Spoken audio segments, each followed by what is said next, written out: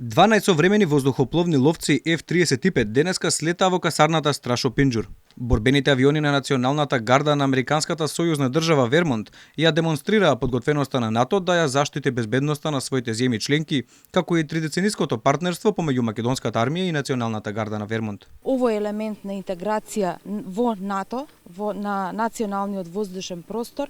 За нас е една од најважните активности на војската во мирновременски услови. Оно што е важно и ќе го потенцирам е дека аеродромите во Република Северна Македонија можат да обезбедат поддршка за авионот од типот F-35 за извршување на различни мисии и за безбедноста на воздушниот простор на НАТО. Полковникот Џон Мекреј истакна дека самостојно ниту една земја не може да се справи со сите безбедносни предизвици и дека партнерствата ни ја даваат колективната сила. Северна Македонија обезбедува обука и ресурси за воздухопловните сили на НАТО преку воениот аеродром Петровец и полигонот за обука Криволак, кои ни се потребни за да одржиме нашата подготвеност.